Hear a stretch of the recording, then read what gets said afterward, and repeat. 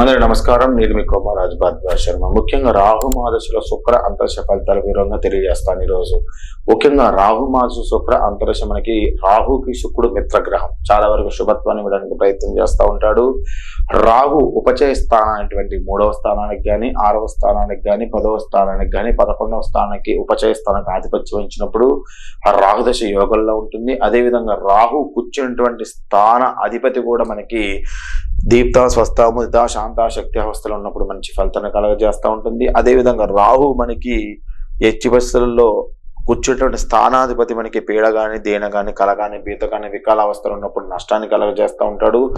రాహు అపచయ స్థానానికి ఆధిపత్యం వచ్చినప్పుడు ఎక్కువ నష్టాన్ని కలగజేస్తూ ఉంటాడు. రాహు 2వ స్థానంలో కానీ 7వ స్థానంలో కానీ కూర్చున్న జాతకులకి ఎక్కువ నష్టాన్ని కలగజేస్తూ ఉంటాడు. శుక్రుడు ఎట్టి పరిస్థితులలో రాహు దశలో శుక్రుడు మౌర్జంలో ఉండకూడదు. ఆ విధంగా ఉన్నట్టయితే మనకి ఎక్కువ నష్టాన్ని కలగజేస్తూ ఉంటాడు. ఇక రాహు దశలో రాహు మనకి శుభత్వంగా, శుక్రుడు కూడా శుభత్వంగా ఉన్నట్టయితే రాహు మహర్షి శుక్ర అంతర శుక్రుడు శుభుడై జాతకుడికి మంచి కుటుంబ బాధ్యతల్ని నిర్వర్తిస్తూ ఉంటాడు.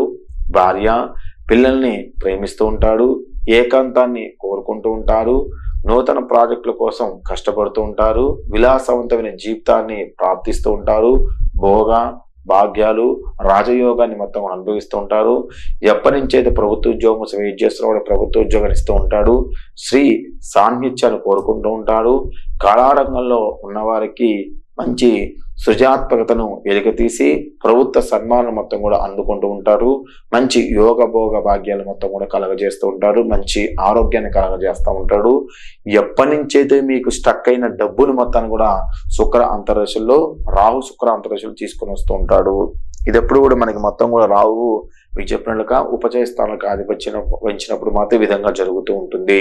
ఇక రాహు మనకి అపచయ స్థానంలో ఉన్నప్పుడు కానీ రాహు కూర్చుంటుండే ఆ యొక్క స్థానాధిపతి కానీ రాహుడు శుక్రుడు కూడా మనకి అశుభత్వంగా ఉన్నట్టయితే జాతకుడికి శత్రు చర్యల మూలకంగా కోర్టు సమస్యలలో ప్రతికూలమైన తీర్పులు కలగకోకుండా జైలు జీవితాన్ని అనుభవిస్తూ ఉంటారు. శిరో సంబంధాన్ని వ్యాధులు బాధిస్తూ ఉంటాడు. బంధుమిత్రుల సహకారం అనేది కొరబడుతూ ఉంటుంది. సంఘంలో గౌరవ మర్యాదలు భంగం వాటిల్తూ ఉంటుంది. వృత్తి ఉద్యోగాలు ఆటంకాలు ఎదురవుతుంటాయి. భార్యకు హాని కలుగుతూ ఉంటుంది. పిల్లలకు అనారోగ్య సమస్యలు మొత్తం కూడా ఏర్పాటు చేస్తూ ఉంటాడు. ముఖ్యంగా రాహు మహాదశలో ఎక్కువ శాతం శుక్రుడు ఎక్కువ మిత్రత్వంగా ఉన్నట్టయితే, అదేవిధంగా ముఖ్యంగా ఈ రాహు దశలో శుక్రుడు మిత్రత్వంగా ఉండి మనకి అనుకూలంగా ఉన్నట్టయితే శుక్రుడు మొత్తం కూడా 3 సంవత్సరాల కాలం ఉంటాడు కాబట్టి మంచి శుభ ఫలితాలు కలగజేస్తూ ఉంటాడు. లేదు శుక్రుడు మనకి రాహు అనుకూలంగా లేకుండా శుక్రుడు కూడా అనుకూలంగా లేకున్నట్టయితే రాహుకి ఎక్కువ పరిహారాలు చేసుకుంటామని చాలా ముఖ్యం అన్నమాట. ముఖ్యంగా ఈ రాహు మహాదశలో రాహు అంతరశలో మనం ఏంటంటే రాహు కూడా మనం ఎక్కువ పరిహారాలు చేసుకోవడం చాలా ముఖ్యమైనదన్నమాట. 2వ స్థానంలో కానీ 7వ స్థానంలో కానీ కూర్చున్నప్పుడు మృత్యుంజయ హోమాలు చాలా ఎక్కువగా చేయించుకుంటూ ఉండాలి. మరి పరిహారాలు ఏంటనే విషయాన్ని మనం ఇప్పుడు మాట్లాడుకుందాం. ముఖ్యంగా మానవుని ఇంత ప్రభావం చూపే రాహుగ్రహ నివారణ ఉపాయాలు, రాహుకి అధిదేవత ఎవరంటే పృథ్వీ అని కొందరని, గోవు అని కొందరని చెప్తూ ఉంటారు. ప్రత్యేకంగా దేవత ఎవరంటే సర్పము. అది ప్రత్యేక దేవత సహితంగా పునశ్చరణ చేసి దారిపోయినటువంటి నివారణ మార్గాలు మొత్తం కూడా మనకు కనిపిస్తూ ఉంటాయి. ముఖ్యంగా రాహుకి సర్పం దేవత, అది దేవత ప్రత్యేక దేవతలు ఉంటూ ఉంటాయి. ముఖ్యంగా రాహుకి అధిష్టాన దేవత అంటే దుర్గాదేవి.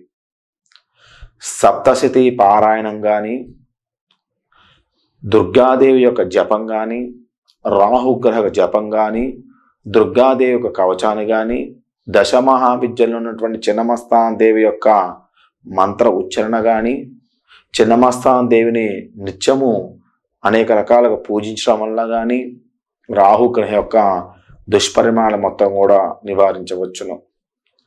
ముఖ్యంగా రాహు ఏంటంటే మంగళవారానికి ఎక్కువగా ప్రతీక. ఎందుకంటే దుర్గాదేవి ప్రతీక మంగళవారం కాబట్టి రాహు కూడా మంగళవారం రోజు ప్రతీక కాబట్టి మంగళవారం నాడు ప్రారంభించి వరుసగా 18 రోజుల పాటు పారుతున్న నీటిలో రోజుకు ఒక కొబ్బరికాయని ధార పోస్తూ ఉండి పగలగొట్టి ఏం చేస్తారంటే 18 రోజుల పాటు పారుతున్న నీటిలో, అంటే నది కానీ చెరువు కానీ పారేదై ఉండాలి, నిలిచేటువంటి నీటిలో కాదు.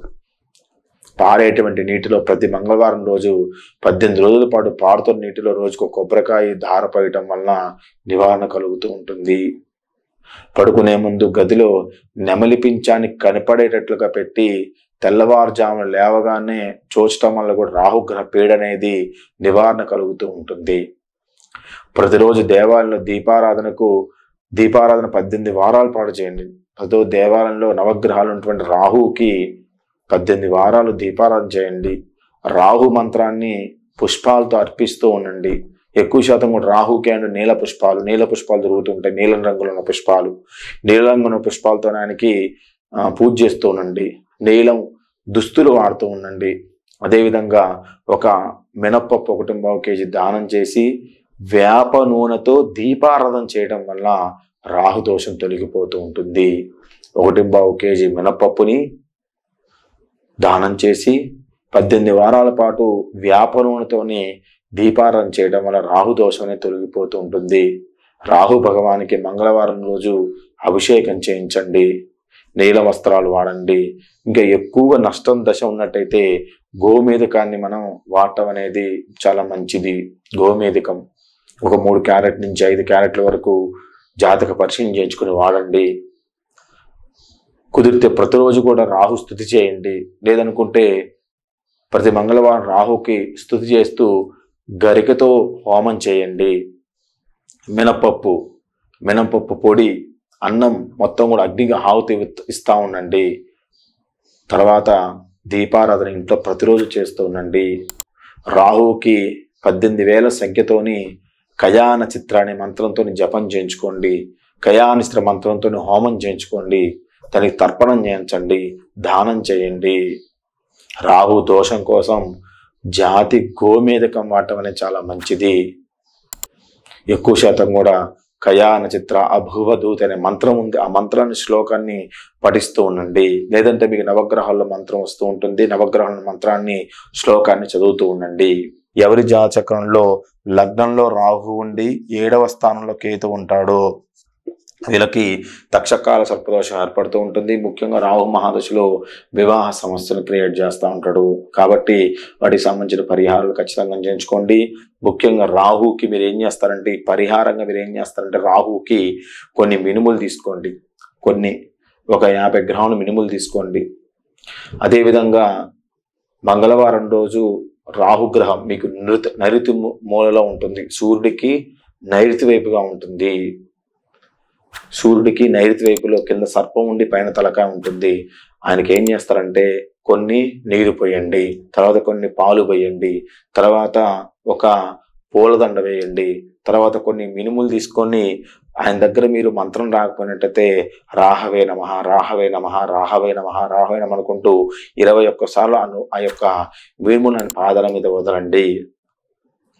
21 సార్లు నవగ్రహ నమః అని కూడా ప్రదక్షిణ చేయండి. లాస్ట్ 3 ప్రదక్షిణాలు రాహవే నమః అని కూడా ప్రదక్షిణ చేయండి. ఈ విధంగా ప్రదక్షిణ చేసిన తర్వాత కాలు కడుక్కొని దైవ దర్శనం చేసి ఇంటికి వెళ్ళండి. ఎక్కువ శాతం కూడా ఏంటంటే ఈ విధంగా ఒక 11 వారాలు చేసి 12 వారంతో బ్రాహ్మణుడితోని దానికి గ్రహానికి అభిషేకం చేయించండి. రాహు దశ యోగిచ్చిందని రాహు యొక్క అనుగ్రహాన్ని మీరు పొందారు అంటే శుక్ర మహాదశని తన్నింటిటువంటి దశ రాహు దశ.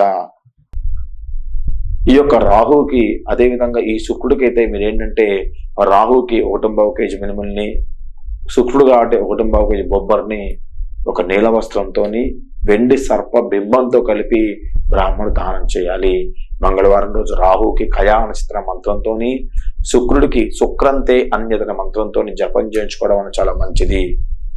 ఈ విధంగా రాహు దశలో శుక్రుడు మనకి అనుకూలంగా పరిహారం చేసుకున్నట్టయితే మంచి సుఫలితాలు కలుగజేస్తూ ఉంటుంది. ఇది రాహు మహాదశలో శుక్ర అంతర్దశ గురించి. తదుపరి రాహు మహాదశలో రవి అంతర్దశ గురించి ఫలితాలు తదుపరి క్లాస్ వివరంగా తెలియజేస్తాను.